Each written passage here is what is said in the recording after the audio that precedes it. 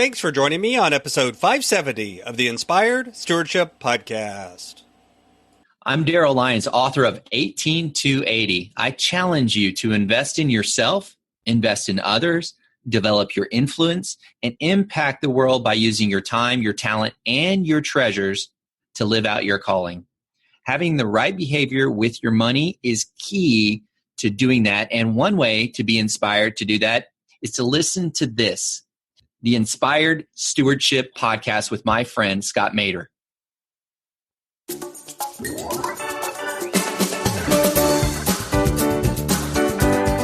Either because you behaved in a way that you didn't plan to behave, or because there was something else going on, some hidden cost or some accident of time or event that caused something to deviate. And see, that's the third step. That act of reflecting, looking at the tracking, looking at the plan, and actively thinking about what happened. Welcome and thank you for joining us on the Inspired Stewardship Podcast. If you truly desire to become the person who God wants you to be, then you must learn to use your time, your talent, and your treasures for your true calling. In the Inspired Stewardship Podcast, you will learn to invest in yourself, invest in others, and develop your influence so that you can impact the world.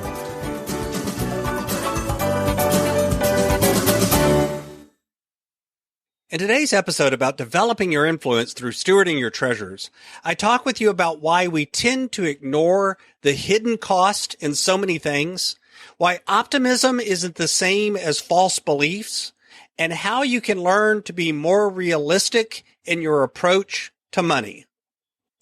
As we talk about stewarding your treasures, wouldn't it be great if you could support this podcast and do it without costing yourself an extra dime? Turns out you can. All you have to do is use inspiredstewardship.com/Amazon when you're ready to make a purchase via Amazon, and a small commission will come back to support the show. If you enjoy the show when you're ready to buy from Amazon, just use inspiredstewardship.com/Amazon. One of the things that I've noticed over the years of working with clients and their budgets, I've seen now literally hundreds and hundreds and hundreds of budgets from many different people over the years. And all too often, one of the problems that we have is, at the end of the day, we just tend to underestimate the real cost of things. I mean, somebody comes along and offers us something for free. And so we think, this is not going to have any monetary cost. It's not going to have any impact on me. But we don't think about hidden cost. So as an example, you get a puppy for your kids and you pick up the puppy for free from the pound or maybe just for 20 or 30 bucks. But you don't think about the lifetime cost of that puppy in terms of dollars and cents. Now, don't get me wrong. I'm not saying that having the puppy is a bad thing. In fact, the love and companionship of a pet is something that has an emotional impact on us that has great benefits. But the truth is, we often ignore the fact that there's a monetary cost that comes along with it. Everything has some level of opportunity cost. Everything has some level of impact on our money, even if it's just an impact on our money in terms of time. Now, I often challenge clients to think about ways to do things cheaper than they've done them before. You'll have clients that come to me, for instance, and say, socializing, spending time outside of the house always cost money. And yeah, there's always a monetary impact, but you can begin to make choices that allow you to have a lower impact on your money rather than a higher impact. There's ways that you can choose to do things that change the impact. But the first step is to recognize that there are hidden costs. If you hire someone to do something for you, there's not just the monetary cost, but there's the cost in time and effort that you spend with them. There's always a cost, and we tend to underestimate it.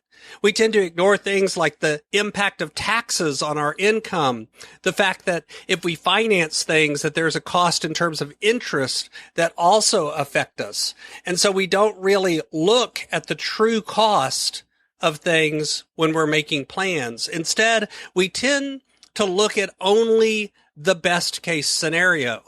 We tend to look at it as if everything's going to work out perfectly. And the truth is, as right now is showing us, there's always a chance that things won't work out perfectly. You know, I have an emergency fund not because I know what's going to go wrong, but because I suspect that at some point something will go wrong. And because of that, having an emergency fund gives me emotional peace of mind during those times. See, it's not about knowing the future. It's about preparing for the future. There's a difference between optimism, which is looking at things as if they will be better in the future, and false beliefs, which is where you ignore reality and just pretend like everything's going to somehow work out. It's not about having faith or hope. It's about ignoring any sort of downsides, ignoring any possibility that anything will go wrong. And the truth is, optimism is about not just assuming things will go right, but beginning to paint a vision of a future that you then move towards. You actually do the hard work and the steps and the priorities and the process to create that future. You know, it's about having a realistic approach. It's about looking at the world as it is, but also then looking at the world as the way you want it to be, and then trying to connect the two with a process and actions that will get you there. This is one of the reasons that doing a real, true budget is so important, but it's not enough by itself. I've had people that come to me for help with their budget, and they've been doing a budget for years, but they've never actually looked to see whether they're living to that budget. See, I tell clients there's really 3 parts here. There's doing the budget, and then there's tracking how you work and seeing if it actually fits the budget. Did you actually spend the money that you budgeted on what you said you were going to spend it on? Or did something go wrong with the plan? Either because you behaved in a way that you didn't plan to behave, or because there was something else going on, some hidden cost or some accident of time or event that caused something to deviate. And see, that's the third step, that act of reflecting, looking at the tracking, looking at the plan, and actively thinking about what happened. Why didn't it work? Why didn't the plan work out the way it should have? And as you do that, over time, you begin to refine your plan, and you begin to change your behavior and build the systems and the processes that keep you on track. This is why it's a process, not an event. You generally don't create the perfect budget the first time you create a budget. And in fact, you probably never create a perfect budget, because I don't think there's any such thing as a perfect budget, because there isn't a perfect life. Life always throws us a curve. And sometimes it's not about the curve. It's about our reaction to that curveball. That's what determines if we win or lose.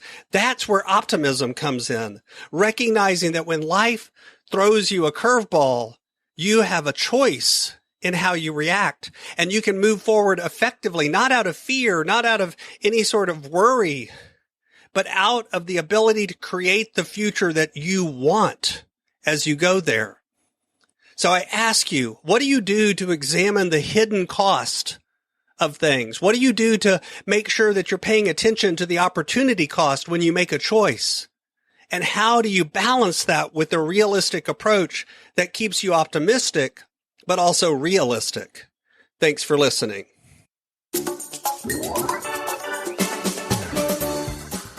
Thanks so much for listening to the Inspired Stewardship Podcast. As a subscriber and listener, we challenge you to not just sit back and passively listen, but act on what you've heard and find a way to live your calling. If you like this episode on the stewardship of treasures, you can sign up for our treasures tips by going to inspiredstewardship.com/treasures or text in the U.S. 44222 treasures, tips. And we'll send you 5 weeks of our best tips on stewarding your treasures. Until next time, invest your time, your talent, and your treasures. Develop your influence and impact the world.